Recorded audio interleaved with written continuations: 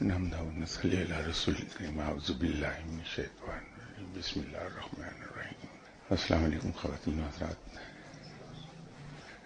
اللہ تعالیٰ کی دوستی اور اس کے قرب کو حاصل کرنے کا ایک نکاتی منشور جو میں نے ایک زمانے میں عرض کیا کہ رب تعالیٰ کو حاصل کرنے کا آسان ترین طریقہ یہ ہے اس کی دوستی اور اس کا قرب حاصل کرنے کا کہ انسان ٹوٹل سرنڈر میں چلا جائے.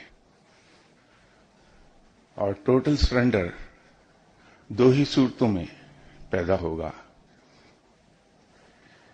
ایک تو اللہ کے احکامات کی جب بات آ جائے تو ہم اپنا مائنڈ اپلائی نہ کریں, وہاں کب کیوں کیسے کس طرح یہ چیز نہ رہے. دوسری اسی سلسلے کی کڑی یہ ہے کہ اللہ تعالیٰ کے احکامات کا جب موقع آ جائے تو پھر نہ انسان کی اپنی ذات ہے, نہ نفس کی خواہشات, نہ ماں باپ, نہ اولاد, نہ کوئی اور بہن بھائی رشتہ دار, پھر سب کو قربان کر دیتا ہے. تمام رشتے قربان ہو جاتے ہیں اللہ تعالیٰ کے احکامات پر. ان سارے رشتوں میں سب سے زیادہ خطرناک رشتہ اولاد کا ہے کہ اولاد بہت بڑی آزمائش بن جاتی ہے انسان کے لیے. جب ہم ٹوٹل سرنڈر کی بات کرتے ہیں تو اس ضمن میں ایک عرض آپ سے میں کر دوں کہ سرنڈر کسی اوور نائٹ چینج کا نام نہیں ہے, نہ یہ ایبرپٹلی آتی ہے. یہ پروسیس پروگریسو ہے اور رفتہ رفتہ آدمی سرنڈر کرتا چلا جاتا ہے حتیٰ کہ پوری طرح اللہ تعالیٰ کے سامنے سرنڈر کر دیتا ہے. آج ابھی ادھر آتے ہوئے میرے ذہن میں ایک سوال آ رہا تھا کہ یہ جن دنوں یہ بات ہم یہاں اس نشست میں کرتے تھے کہ انسان ٹوٹل سرنڈر میں چلا جائے, تو یہ بات میرے ذہن سے نکل گئی کہ میں اس کو کلیریفائی کر دوں کہ یہ چینج یکلخ نہیں آئے گی کسی بھی شخص میں, بلکہ ایک لانگ ڈرون پروگرام ہے یہ سرنڈر کا, جس پر بہت رفتہ رفتہ عمل ہوتا ہے. ہم میں سے بہت سے لوگ گھبرانے لگتے ہیں کہ میں ٹوٹل سبمیشن میں جا نہیں رہا اللہ کے سامنے. تو وہ گھبرانے کی بات نہیں ہے. اگر انسان پورے یقین اور کنسسٹنسی کے ساتھ اس پر اگر عمل کرتا رہے تو رفتہ رفتہ وہ ٹوٹل سبمیشن میں چلا جاتا ہے. یہی بات میں نے مرشد کے سلسلے میں عرض کی تھی کہ مرشد کے ساتھ بھی انسان کو اپنی مرضی اور اپنے دماغ کو اٹھا کے ایک طرف رکھ دینا پڑتا ہے اور آنکھیں بند کر کے مرشد کے احکامات پہ عمل کرنا پڑتا ہے. جس شخص نے بھی اپنا مائنڈ اپلائی کیا مرشد کی بات کو اوبے کرنے کے سلسلے میں, ہمیشہ خطا کھا گیا. اسی ضمن میں نے ایک عرض کی تھی کہ آپ کی نظر میں جو ایسا شخص ہو جو کہ اللہ کے قریب چلا گیا ہو اور رب تعالیٰ نے اسے اپنا دوست بنا لیا ہو, دو باتیں, اللہ کو ہم اپنا دوست بنا لیں اور اللہ ہمیں اپنا دوست بنا لے. تو پہلی بات تو آسان ہے کہ ہم اللہ کو اپنا دوست بنا لیں, لیکن یہ کیا ضروری ہے کہ اللہ بھی ہمیں اپنا دوست سمجھنے لگے. یہ بہت ایک باریک سا اس میں فرق ہے. گرچہ بہت سے لوگ ایک دلیل یہ لے آئیں گے کہ رب تعالیٰ کا اپنا فرمان ہے کہ تم میری طرف ایک قدم بڑھو, میں تمہاری طرف 2 قدم بڑھوں گا. وہ اصل میں 2 قدم جو ہیں وہ یہ نہیں ہے کہ ہم اپنے آپ کو یہ سمجھیں کہ ہم نے اللہ کو اپنا دوست بنا لیا تو اس نے بھی اپنا دوست بنا لیا ہے. وہ کسی اور کانٹیکسٹ میں بات کہی گئی ہے. اس کا مطلب یہ ہے کہ آپ ذرا سی کوشش کریں، میں اور آپ ذرا سی بھی کوشش کریں کہ ہم اللہ تعالیٰ کے احکامات پر چلیں تو پروردگار ہمیں توفیق بخش دے گا، ایسے حالات پیدا کر دے گا کہ ہم اس کی راہ پر آسانی سے چل لیں۔ وہ کانٹیکسٹ ہے۔ ہم اللہ کو دوست سمجھنے لگیں تو اس کے نتیجے میں ہوگا کیا کہ جو ہی ہم نے صدق دل سے اللہ کو اپنا دوست جانا تو ہمیں یہ یقین آ جائے گا کہ اللہ جو کرتا ہے وہ ہمارے لیے بہتر کرتا ہے۔ تو ہم آزاد ہو جائیں گے ان چیزوں سے کہ یا اللہ میں نے تو یہ کہا تھا کہ میری ٹرانسفر شیخ پورا ہو جائے، یہ کیا ہوا، میں اوکاڑا ٹرانسفر کر دیا گیا، تو دوڑو اب کسی دعا والے کے پاس، اس سے دعا کراؤ کہ میری ٹرانسفر اوکاڑا سے واپس شیخ پورا ہو جائے۔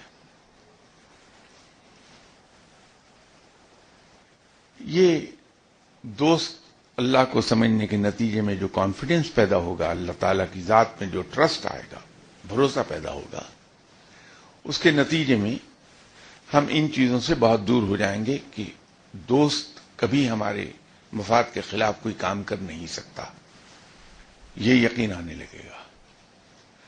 تو اللہ کی طرف سے آنے والی تمام چیزوں کو ہم بڑی خوش دلی سے تسلیم کرنا شروع کر دیں گے۔ وہی ایک بنیادی نقطہ ہے جہاں ہم پھنسے رہ جاتے ہیں کہ ہم یہ سمجھتے ہیں کہ اللہ نے جو ہم پہ کوشش کرنا فرض کیا ہے، یہ میں بھی بڑی شدت سے یہاں کہتا رہتا ہوں، تو اس کا مطلب یہ ہے کہ لوٹا گھمانے والوں کے پاس ہم دوڑتے جائیں، بڑی تگودو کر کے شاہ صاحب ڈھونڈیں کہ صاحب جہلم کے دور افتادہ گاؤں میں ایک لوٹا پھیرنے والا رہتا ہے، میں وہاں جا کے دعا کرا لوں کہ اللہ تعالیٰ میری ٹرانسفر شیخ پورا کر دے۔ وہ نہیں ہے بات، وہ تو ایمان کی کمزوری کو ظاہر کر رہا ہے۔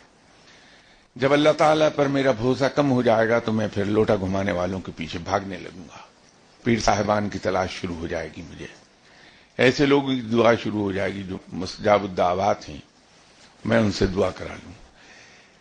لیکن جب تک میرا بھروسہ اپنے رب پر بہت مضبوط ہے تو اگر کوئی دعا کرنے والا چل کر بھی میرے پاس آ جائے اور یہ کہے کہ میں تمہارے لیے دعا کر دیتا ہوں کہ تمہاری ٹرانسفر شیخ پورا ہو جائے، تو سیدھا ایک جواب میرا اس کو ہوگا، کیوں، کیا میرا رب نہیں ہے؟ بہت پرانی بات ہے، میں ایک دفتر کے کام کے سلسلے میں مجھے انڈیا وزٹ کرنا پڑا۔ وہاں کی گورنمنٹ نے میرے ہی عہدے کا ایک افسر میرے ساتھ اٹیچ کر دیا کہ وہ مجھے کنڈکٹ کر لے۔ تو جب ہم اپنے کام سے فارغ ہو گئے تو میں نے یہاں رنگ کیا کہ میرا کام تو ختم ہو گیا، مجھے 2 دن کی چھٹی چاہیے ہوگی کیونکہ میں بامبے اپنے ذاتی کام سے جانا چاہتا ہوں۔ منسٹری نے چھٹی دے دی، تو مسئلہ نہیں تھا کوئی۔ تو جب انڈین گورنمنٹ سے میں نے بات کی کہ مجھے بامبے جانا ہے تو انہوں نے ایک صاحب کو نامینیٹ کر دیا کہ وہ مجھے کنڈکٹ کر لے گئے۔ اتفاق یہ ہوا کہ ایک ہائی پاورڈ امریکن ڈیلیگیشن وہاں آ گیا، تو جس دن میں بامبے پہنچا ان صاحب کو پونے جانا پڑ گیا اس ڈیلیگیشن کے ساتھ، تو انہوں نے اپنی بیگم کو ڈیٹیل کر دیا کہ مجھے کنڈکٹ کر لے، وہ ڈاکٹر تھیں۔ وہ ہم وہاں ایک بزرگ ہیں جن کے لیے میں جانا چاہتا تھا، ان کا مزار سمندر میں ہے، حاجی علی صاحب، ان کی خدمت میں حاضر ہو گئے۔ دوپہر کو میری عبادات کا ٹائم ہوا تو میں نے، اب یہ تو میں کہہ نہیں سکتا تھا کسی سے کہ میری عبادت کا ٹائم ہے، تو میں نے ان سے کہا کہ مجھے ایک ضروری کام ہے ہوٹل میں، آپ مجھے ہوٹل میں ڈراپ کر دیں اور 3 بجے پک کر لیں۔ لیڈی ڈاکٹر نیتا ان کا نام تھا، 3 بجے آ گئی۔ تو میں حیران یہ ہوا کہ انہوں نے میرے گاڑی میں بیٹھتے ہی کہا کہ شاہ صاحب ہم تو پنڈتوں کے پاس جاتے نہیں کہیں، ہمیں جب ضرورت پڑتی گائیڈنس کی تو میرے ایک انکل ہیں جو بائی پروفیشن ڈاکٹر ہیں اور انڈین آرمی سے بحیثیت کرنل ریٹائر ہوئے ہیں، تو ہم ان کے پاس چلے جاتے ہیں۔ میں ذرا پریشان ہوا کہ یہ کیوں کہہ رہی ہیں مجھے، تو پیشتر اس کے کہ میں ان سے کہتا کہ baby what made you talk like that, I never made you an request to take me to some pandit. تو میرے اسسٹنٹ جو میرے ساتھ گئے تھے وہ پچھلی سیٹ سے بولے کہ سر وہ میں نے ان سے کہا تھا کہ شاہ صاحب کو پنڈتوں سے ملنے کا بہت شوق ہے. اب وہ ظاہر ہے میں اپنے اسسٹنٹ کو لوگوں کے سامنے تو کچھ کہہ نہیں سکتا تھا، تو دل میں سوچا کہ I sort you out, let me get to hotel in the evening. تو وہ چلے گئے، وہاں کرنل صاحب سے ملاقات ہوئی. تو اگر میں نہ ملتا تو افسوس ہوتا، بہت پیارا شخص تھا وہ. Let me get to hotel in the evening. تو وہ چلے گئے، کم سے وہ یتیم خانے چلا رہا تھا 2. تو پتہ یہ لگا کہ وہ اسٹرالوجسٹ ہیں اور لوگوں کے ذائچے بناتے ہیں. کم سے وہ یتیم خانے چلا رہا تھا 2. تو پتہ یہ لگا کہ وہ اسٹرالوجسٹ ہیں اور لوگوں کے ذائچے بناتے ہیں. کم سے وہ یتیم خانے چلا رہا تھا 2. تو پتہ یہ لگا کہ وہ اسٹرالوجسٹ ہیں اور لوگوں کے ذائچے بناتے ہیں.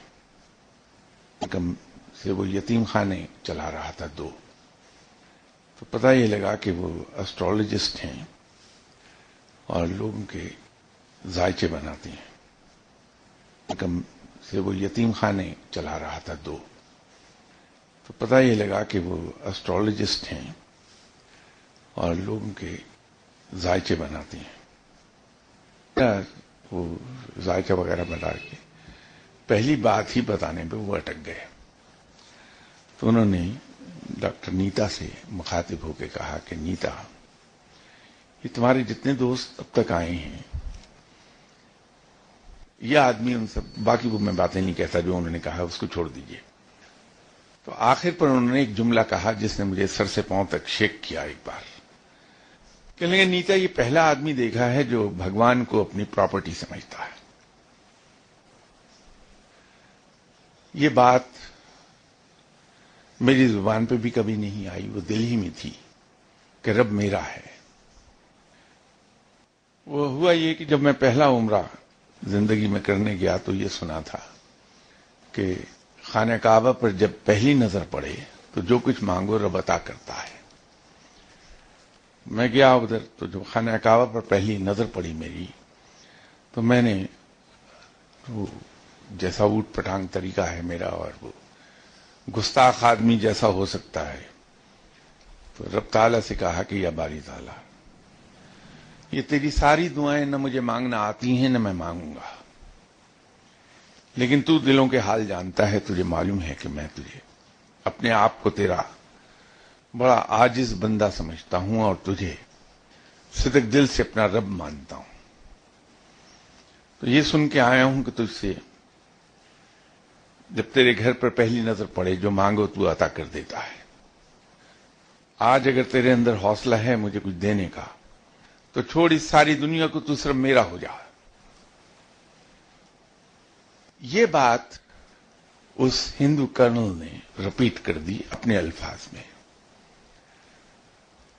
تو یہ بات کہنے کا مطلب یہ نہیں تھا کہ میں کوئی اپنے بارے میں آپ کو بتاؤں. یہ تو گستاخی سے بھری گفتگو ہے جو اللہ کے حضور کی. کوئی عقل مند ہوتا تو وہ بڑی عاجزی سے رب کی تمام بتائی ہوئی دعائیں پڑھتا، ہاتھ پاؤں جوڑ کے اس سے معافی مانگتا گناہوں کی. تو وہ چونکہ میرا ایک گستاخ رویہ تھا، لیکن میں حیران یہ ہوا کہ اس کرنل نے وہ بات کر دی. تو یہ بات سنانے کا مقصد یہ تھا کہ جب انسان رب کو دوست مان لے تو بھروسے کی اس ڈگری پر چلا جائے کہ رب صرف میرا ہے. تو جب یوں سمجھے گا رب کو کہ رب صرف میرا ہے، تو پھر اس کو لوگوں سے دعائیں کرانے کی ضرورت نہیں رہتی ہے کہ میرا دوست بیٹھا ہے، میں ابھی اس سے بات کرتا ہوں کہ یا پروردگار، میں تیرا بندہ ہوں اور تو میرا رب ہے. جب تو نے دعویٰ کیا کہ تو رب ہے تو اب اپنے شایان شان مجھے پال، میں اس مشکل میں ہوں، نکال لے اس سے. اور وہ نکال لیتا ہے، کبھی چھوڑتا نہیں مشکل میں انسان کو، ماسوائے اس کے کہ کوئی ایسی چیز کی خواہش انسان کرنے لگے جو اس کے لیے ضرر رساں ہو جائے، وہ پھر اپنے دوست کو وہ نقصان دہ چیز کبھی عطا نہیں کرتا۔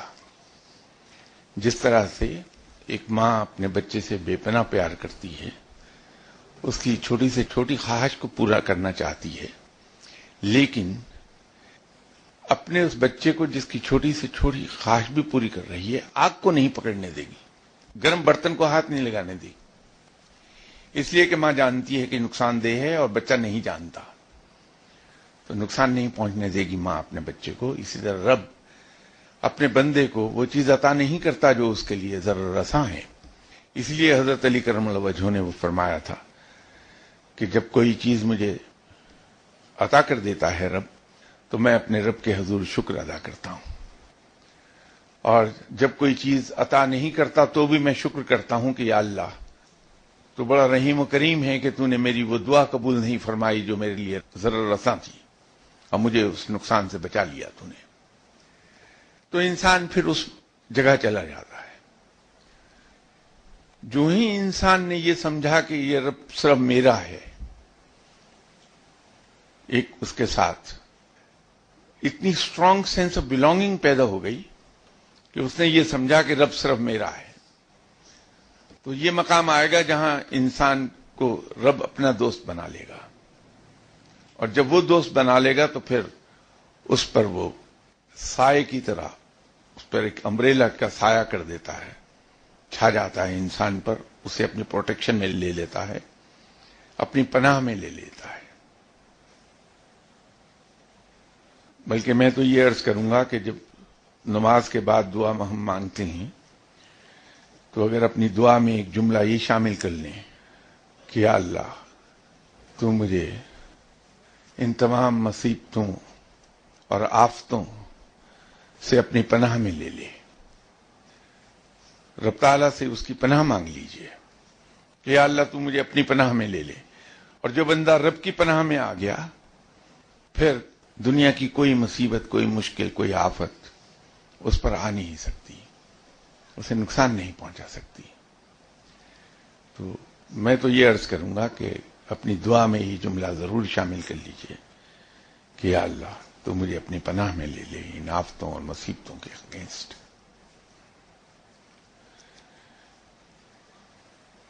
ایک زمانے میں یہاں بات ہو رہی تھی کہ جو لوگ اللہ کی راہ پر چلے اور پھر انہیں اللہ کا قرب مل گیا، تو اگر ہم ان کے پاؤں کے نشان پر پاؤں رکھتے ہوئے چلیں تو اپنی منزل کو پہنچ جائیں گے، اسی جگہ پہنچیں گے جہاں وہ شخص پہنچا۔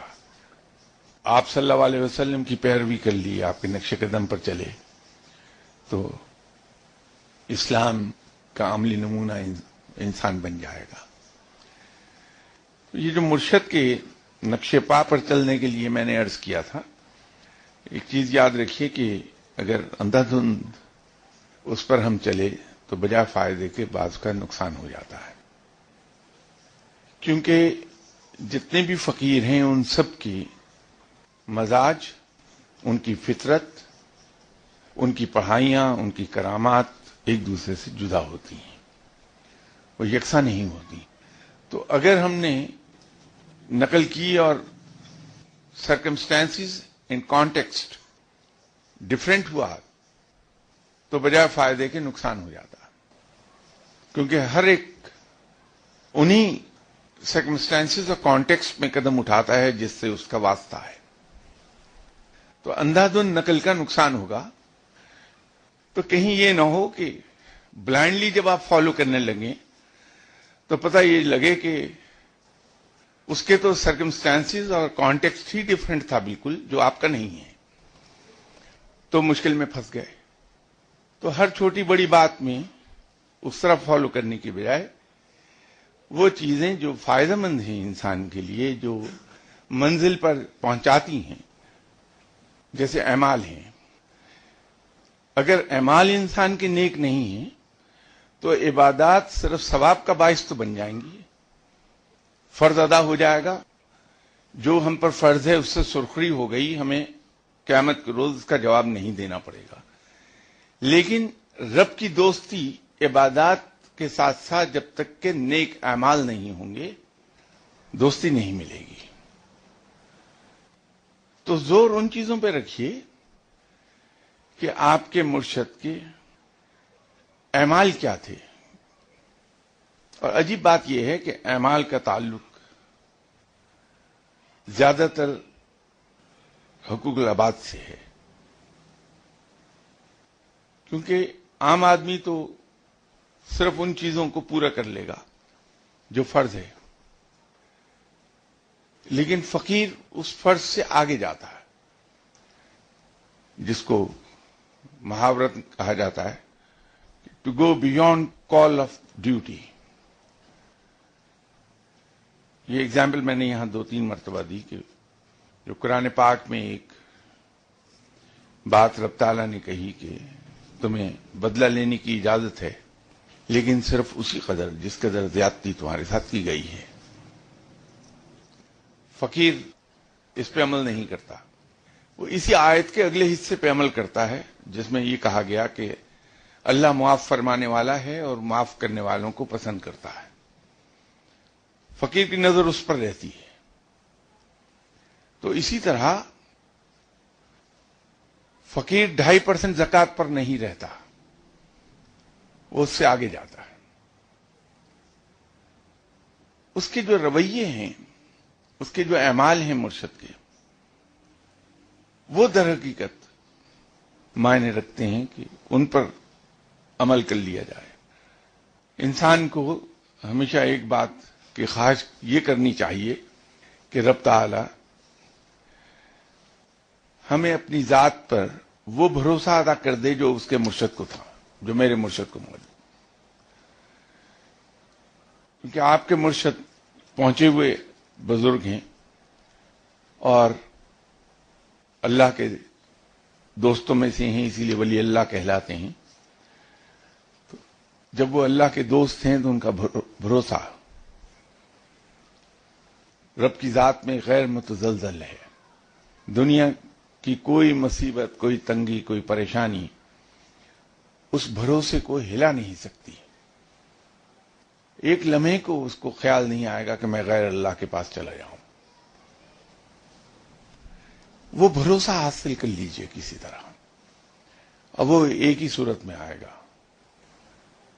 وہ ہے ٹوٹل سبمیشن، اور اس کے ساتھ ساتھ اللہ کے احسانات کو ہر لمحہ یاد کرنا. اس سے پیار پیدا ہوگا اللہ تعالیٰ کے ساتھ. جس کسی کے بھی احسانات کو ہم یاد رکھتے ہیں اس کے ساتھ ہمیں پیار ضرور ہوتا ہے. یہ ایک فطری فعل ہے کہ جو آدمی ہم پر احسان کرتا ہے، اگر ہم نے احسان شناسی کی ہے، یاد ہے اس کا احسان، تو ہمیں اس آدمی سے پیار محسوس ضرور ہوگا. تو اگر ہر لمحے ہم اللہ کے احسانات کو یاد کرتے رہیں گے تو اتنے احسانات ہیں کہ آہستہ آہستہ رب کا تصور ہمارے ذہن میں ایسے رحیم و کریم اور غفور الرحیم کا تصور آئے گا جس کے پاس ہمارے لیے مہربانیاں ہی مہربانیاں ہیں، احسانات ہی احسانات ہیں. تو وہ پیار کا سبب بن جائیں گے. سورہ رحمان کے لاسٹ ٹائم ایک سوال تھا جس میں نے عرض کیا تھا کہ اگلی مرتبہ کر دوں گا. آج پھر وہ ہم دوسرے معاملات میں چلے گئے. سورہ رحمان کے فضائل تو بعد میں عرض کر دوں گا،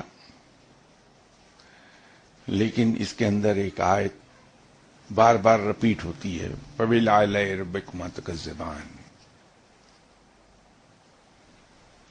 اس آیت کو کائنات کی کنجی کہا جاتا ہے. یہ عجیب اتفاق ہے کہ یہ اتنی خوبصورت اور اتنی اثر آفرین چیز ہے.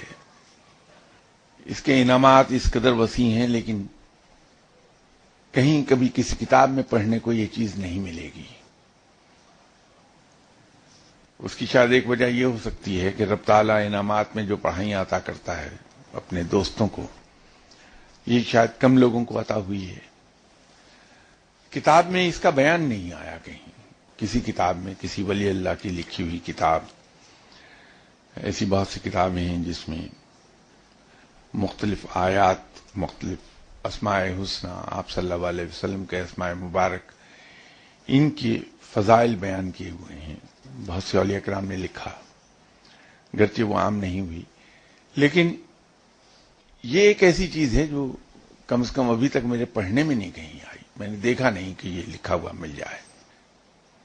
جو شخص اس کو پابندی سے پڑھتا ہے اور احتیاط یہ کر لیتا ہے اس کی کہ سورج کی روشنی نمودار ہونے سے پہلے اسے پڑھ لیا جائے، سورج کی روشنی قطعی طور پر نمودار نہ ہوئی ہو، اندھیرے میں پڑھا جائے، تو اس کے انعامات بے پناہ ہیں۔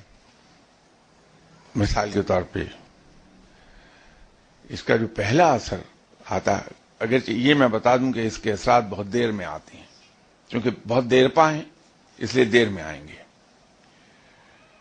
پہلا اثر تو اس کا یہی آتا ہے کہ لوگ جو آپ کو نہیں جانتے وہ بھی آپ کو سلام کرنے لگیں گے، دنیا میں کہیں چلے جائیے لوگ آپ کو سلام کریں گے۔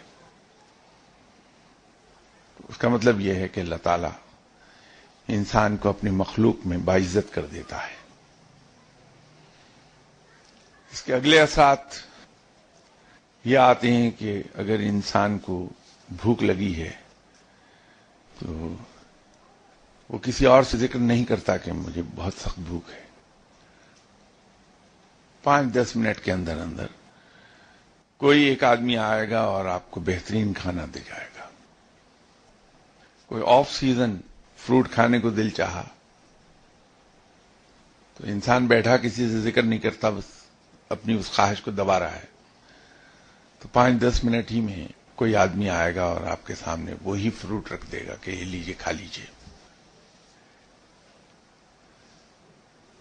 اگر انسان پھر بھی پڑھتا رہے تو اگلی منزلوں کو چلتا ہے، اور صورتحال یہ ہو جاتی ہے کہ جہاں انسان کی کوئی ضرورت آئی اس کے 15-20 منٹ میں اس ضرورت کے مطابق پیسے آ گئے، کوئی نہ کوئی دے جائے گا۔ اور اگر انسان پھر بھی اللہ کو پکارتا رہا اسی آیت کے ذریعے تو اگلی منزل یہ آئے گی کہ ضرورت پیدا ہونے سے 15 منٹ پہلے اس کی ضرورت کے مطابق پیسے ٹیبل پر پڑے ہوں گے، اور پھر بھی اگر اللہ کو یاد کرتا رہا اللہ کے بندہ تو اگلا مقام وہ آتا ہے کہ ایک آدمی ریوالور لے کے قتل کرنے کی نیت سے آیا ہے، جو ہی اس کی نظر آپ کے چہرے پہ پڑے گی تو سلام کر کے واپس چلا جائے گا۔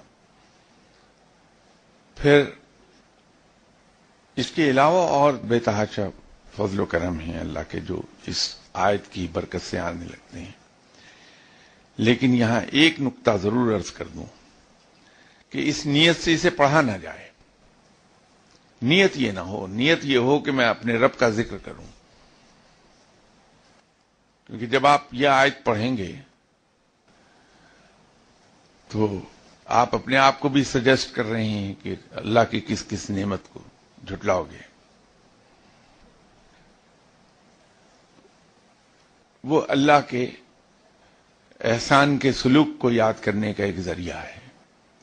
یہ اس بات کا اقرار ہے کہ ہم تیرے احسان مند ہیں کہ تو ہمارے استحقاق کے بغیر ہمیں سب چیز عطا فرماتا ہے۔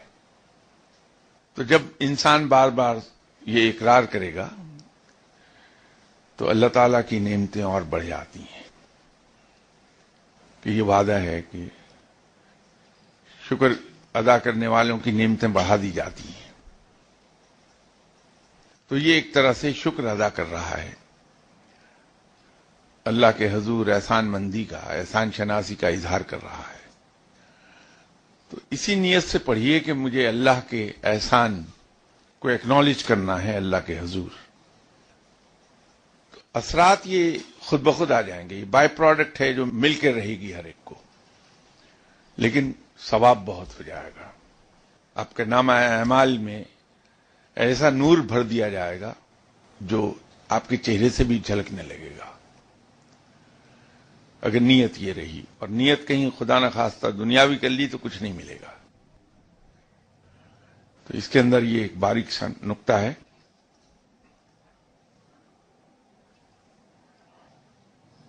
سورہ رحمان کو اگر 1,25,000 مرتبہ پڑھ لیا جائے تو اس کے تمام اثرات انسان کو ملنا شروع ہو جاتی ہیں. تو یہ زکوٰۃ کا انہوں نے پوچھا تھا، اس کا جواب دے رہا ہوں. اس کے فضائل انشاءاللہ تعالی اگلی نشست میں بیان کر دوں گا.